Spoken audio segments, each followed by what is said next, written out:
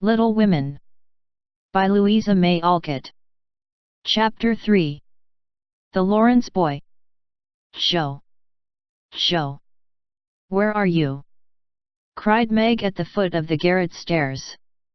Here, answered a husky voice from above, and, running up, Meg found her sister eating apples and crying over the heir of Redcliffe, wrapped up in a comforter on an old three-legged sofa by the sunny window. This was Joe's favorite refuge, and here she loved to retire with half a dozen russets and a nice book, to enjoy the quiet and the society of a pet rat who lived nearby and didn't mind her a particle. As Meg appeared, Scrabble whisked into his hole. Joe shook the tears off her cheeks and waited to hear the news. Such fun! Only see! A regular note of invitation from Mrs. Gardner for tomorrow night! Cried Meg, waving the precious paper and then proceeding to read it with girlish delight. Mrs. Gardner would be happy to see Miss March and Miss Josephine at a little dance on New Year's Eve. Marmee is willing we should go. Now what shall we wear? What's the use of asking that, when you know we shall wear our poplins, because we haven't got anything else? Answered Joe with her mouth full. If I only had a silk! Sighed Meg. Mother says I may when I'm 18 perhaps, but 2 years is an everlasting time to wait. I'm sure our pops look like silk, and they are nice enough for us. Yours is as good as new, but I forgot the burn and the tear in mine. Whatever shall I do? The burn shows badly, and I can't take any out. You must sit still all you can and keep your back out of sight. The front is all right. I shall have a new ribbon for my hair, and Marmee will lend me her little pearl pin, and my new slippers are lovely, and my gloves will do, though they aren't as nice as I'd like. Mine are spoiled with lemonade, and I can't get any new ones, so I shall have to go without, said Joe, who never troubled herself much about dress. You must have gloves, or I won't go, cried Meg decidedly. Gloves are more important than anything else. You can't dance without them, and if you don't I should be so mortified. Then I'll stay still. I don't care much for company dancing. It's no fun to go sailing round. I like to fly about and cut capers. You can't ask Mother for new ones, they are so expensive, and you are so careless. She said when you spoiled the others that she shouldn't get you any more this winter. Can't you make them do? I can hold them crumpled up in my hand, so no one will know how stained they are. That's all I can do. No. I'll tell you how we can manage, each wear one good one and carry a bad one. Don't you see? Your hands are bigger than mine, and you will stretch my glove dreadfully, began Meg, whose gloves were a tender point with her. Then I'll go without. I don't care what people say, cried Joe, taking up her book. You may have it, you may. Only don't stain it, and do behave nicely. Don't put your hands behind you, or stare, or say Christopher Columbus, will you? Don't worry about me. I'll be as prim as I can and not get into any scrapes, if I can help it. Now go and answer your note, and let me finish this splendid story. So Meg went away to accept with thanks, look over her dress, and sing blithely as she did up her one real lace frill, while Joe finished her story, her 4 apples, and had a game of romps with Scrabble. On New Year's Eve the parlor was deserted, for the 2 younger girls played dressing maids and the 2 elder were absorbed in the all-important business of getting ready for the party. Simple as the toilets were, there was a great deal of running up and down, laughing and talking, and at one time a strong smell of burned hair pervaded the house. Meg wanted a few curls about her face, and Joe undertook to pinch the papered locks with a pair of hot tongs. Ought they to smoke like that? Asked Beth from her perch on the bed. It's the dampness drying, replied Joe. What a queer smell. It's like burned feathers, observed Amy, smoothing her own pretty curls with a superior air. There, now I'll take off the papers and you'll see a cloud of little ringlets, said Joe, putting down the tongs. She did take off the papers, but no cloud of ringlets appeared, for the hair came with the papers, and the horrified hairdresser laid a row of little scorched bundles on the bureau before her victim. Oh, oh, oh! What have you done? I'm spoiled. I can't go. My hair, oh, my hair! Wailed Meg, looking with despair at the uneven frizzle on her forehead. Just my luck. You shouldn't have asked me to do it. I always spoil everything. I'm so sorry, but the tongs were too hot, and so I've made a mess, groaned poor Joe, regarding the little black pancakes with tears of regret. It isn't spoiled. Just frizzle it, and tie your ribbon so the ends come on your forehead a bit, and it will look like the last fashion. I've seen many girls do it so, said Amy consolingly. Serves me right for trying to be fine. I wish I'd let my hair alone, cried Meg petulantly. So do I, it was so smooth and pretty. But it will soon grow out again, said Beth, coming to kiss and comfort the shorn sheep. After various lesser mishaps, Meg was finished at last, and by the united exertions of the entire family Joe's hair was got up and her dress on. They looked very well in their simple suits, Meg's in silvery drab, with a blue velvet snood, lace frills, and the pearl pin. Joe in maroon, with a stiff, gentlemanly linen collar, and a white chrysanthemum or two for her only ornament. Each put on one nice light glove, and carried one soiled one, and all pronounced the effect quite easy and fine. Meg's high-heeled slippers were very tight and hurt her, though she would not own it, and Joe's 19 hairpins all seemed stuck straight into her head, which was not exactly comfortable, but, dear me, let us be elegant or die. Have a good time, dearies, said Mrs. March, as the sisters went daintily down the walk. Don't eat much supper, and come away at 11 when I send Hannah for you. As the gate clashed behind them, a voice cried from a window. Girls, girls! Have you both got nice pocket handkerchiefs? Yes, yes, spandy nice, and Meg has cologne on hers, cried Joe, adding with a laugh as they went on, I do believe Marmee would ask that if we were all running away from an earthquake. It is one of her aristocratic tastes, and quite proper, for a real lady is always known by neat boots, gloves, and handkerchief, replied Meg, who had a good many little aristocratic tastes of her own.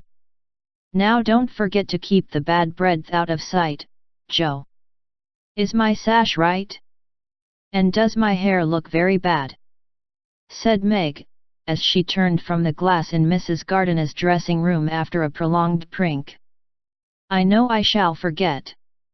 If you see me doing anything wrong, just remind me by a wink, will you? Returned Joe, giving her collar a twitch and her head a hasty brush. No, winking isn't ladylike. I'll lift my eyebrows if anything is wrong, and not if you are all right. Now hold your shoulders straight, and take short steps, and don't shake hands if you are introduced to anyone. It isn't the thing. How do you learn all the proper ways? I never can. Isn't that music gay? Down they went, feeling a trifle timid, for they seldom went to parties, and informal as this little gathering was, it was an event to them. Mrs. Gardiner, a stately old lady, greeted them kindly and handed them over to the eldest of her 6 daughters. Meg knew Sally and was at her ease very soon, but Joe, who didn't care much for girls or girlish gossip, stood about, with her back carefully against the wall, and felt as much out of place as a colt in a flower garden. Half a dozen jovial lads were talking about skates in another part of the room, and she longed to go and join them, for skating was one of the joys of her life. She telegraphed her wish to Meg, but the eyebrows went up so alarmingly that she dared not stir. No one came to talk to her, and one by one the group dwindled away till she was left alone. She could not roam about and amuse herself, for the burned bread would show, so she stared at people rather forlornly till the dancing began. Meg was asked at once, and the tight slippers tripped about so briskly that none would have guessed the pain their wearer suffered smilingly. Jo saw a big red-headed youth approaching her corner, and fearing he meant to engage her, she slipped into a curtained recess, intending to peep and enjoy herself in peace. Unfortunately, another bashful person had chosen the same refuge, for, as the curtain fell behind her, she found herself face to face with the Lawrence boy.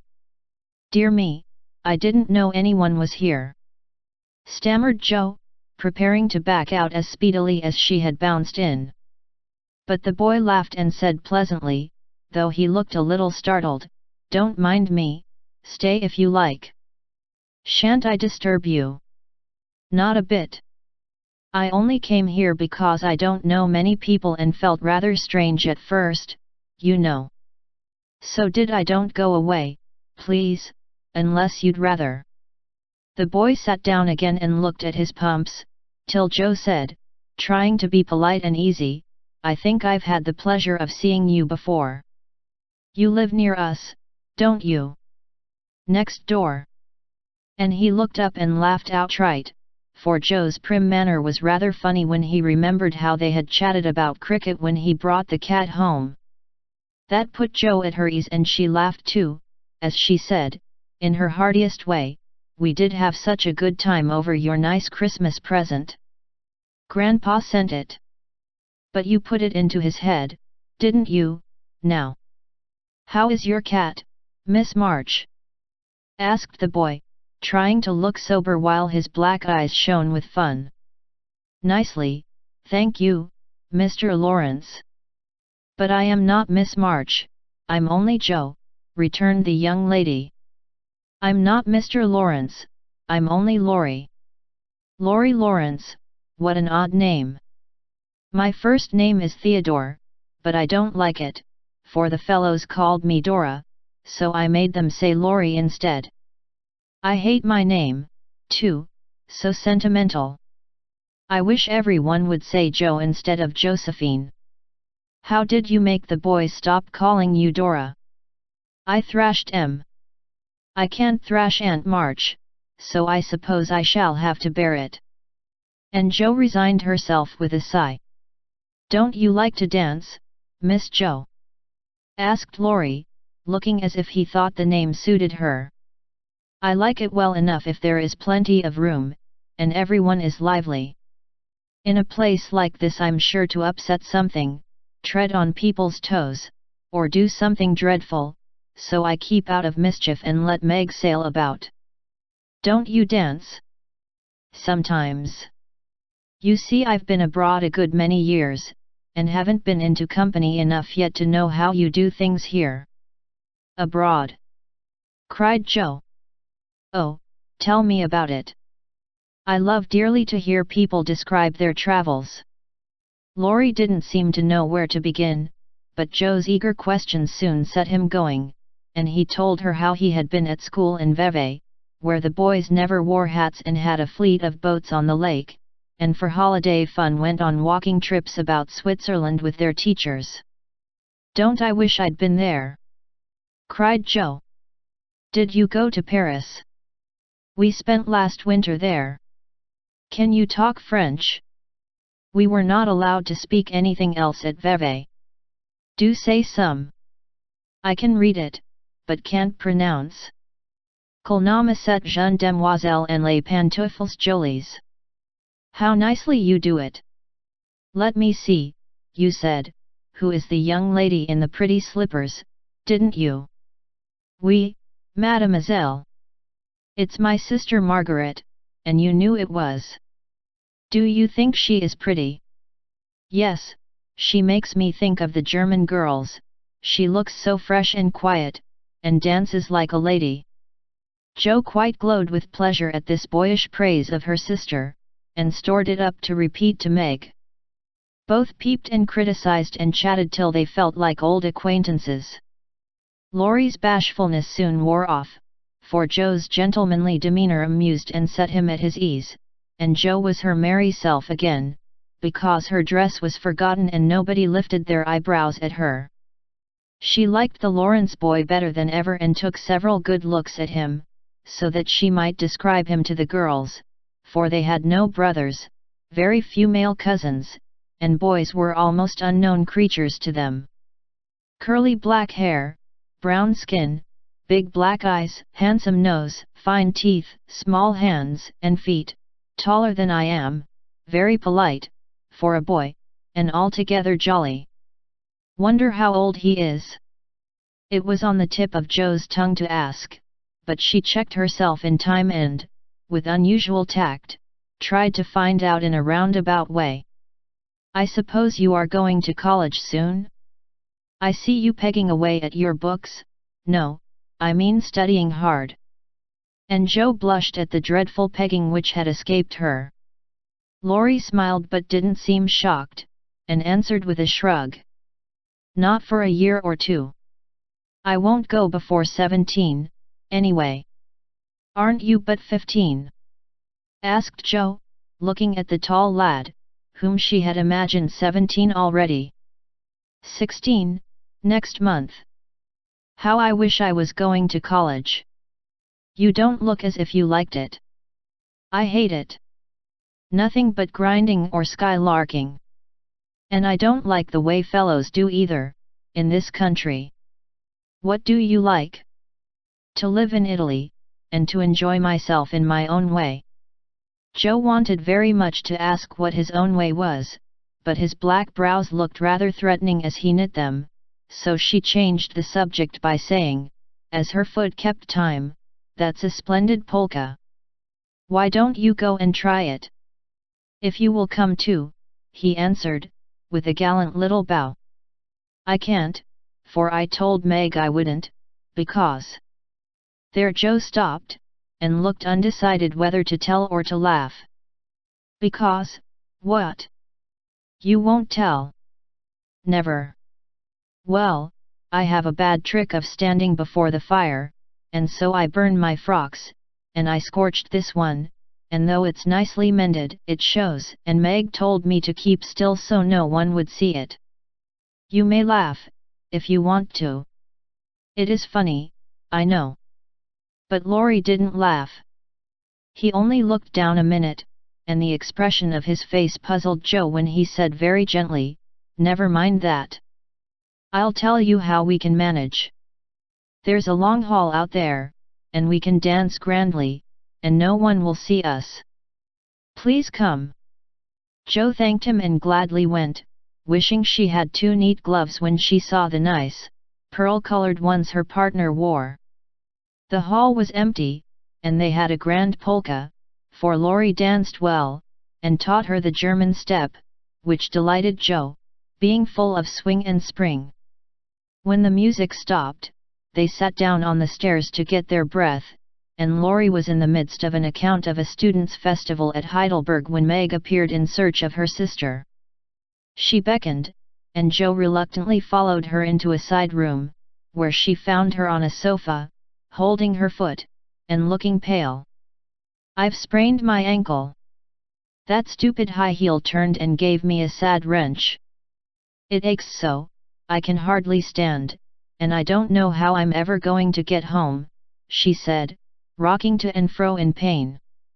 "I knew you'd hurt your feet with those silly shoes. I'm sorry. But I don't see what you can do, except get a carriage, or stay here all night," answered Joe, softly rubbing the poor ankle as she spoke. "I can't have a carriage without its costing ever so much. I dare say I can't get one at all, for most people come in their own, and it's a long way to the stable, and no one to send. I'll go." "No, indeed. It's past 9, and dark as Egypt. I can't stop here, for the house is full. Sally has some girls staying with her. I'll rest till Hannah comes, and then do the best I can. I'll ask Laurie." He will go, said Joe, looking relieved as the idea occurred to her. Mercy, no. Don't ask or tell anyone. Get me my rubbers, and put these slippers with our things.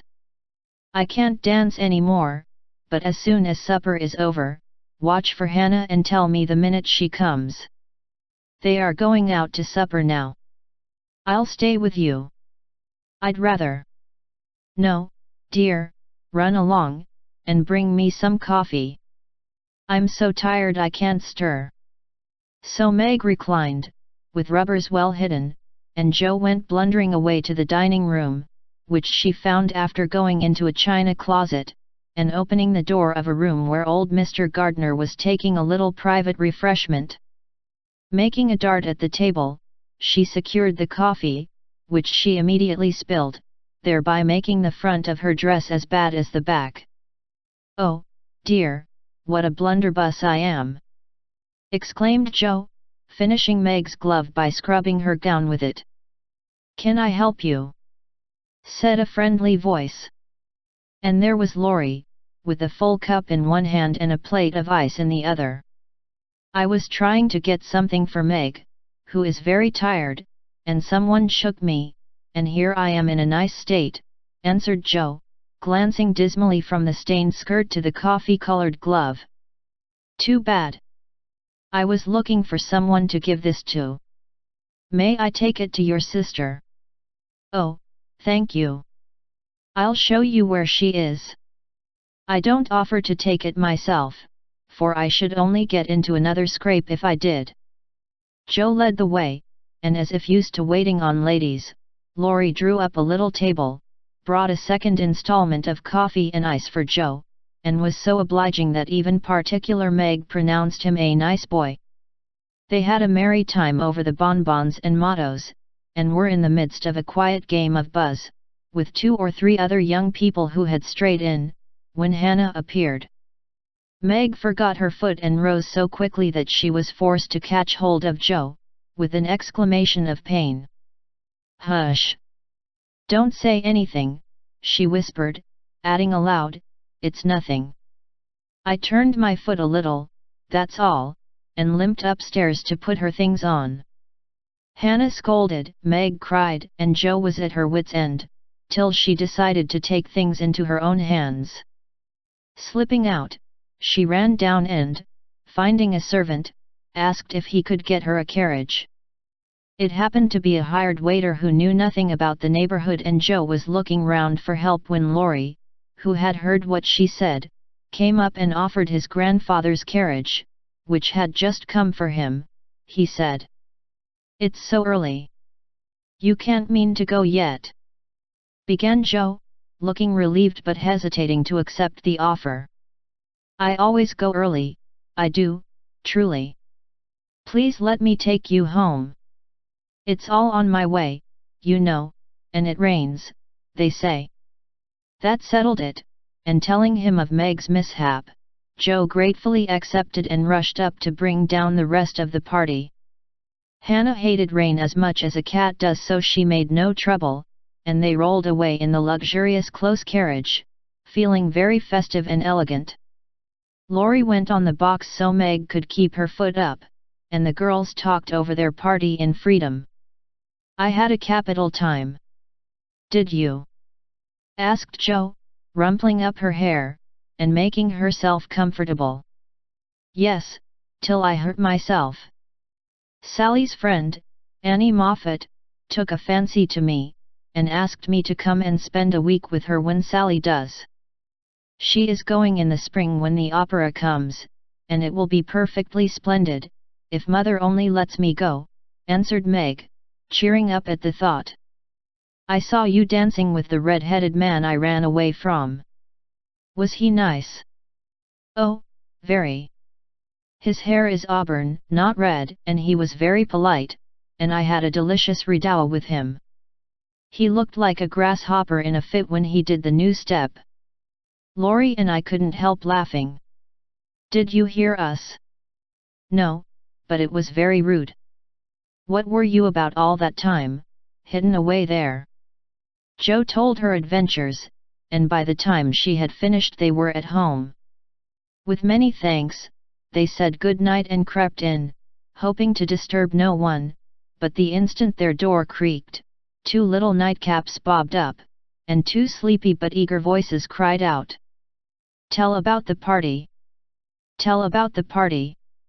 With what Meg called a great want of manners, Joe had saved some bonbons for the little girls, and they soon subsided, after hearing the most thrilling events of the evening.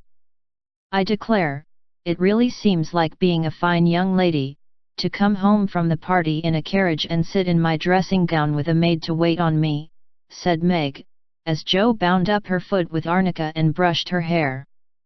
"I don't believe fine young ladies enjoy themselves a bit more than we do, in spite of our burned hair, old gowns, 1 glove apiece and tight slippers that sprain our ankles when we are silly enough to wear them." And I think Joe was quite right.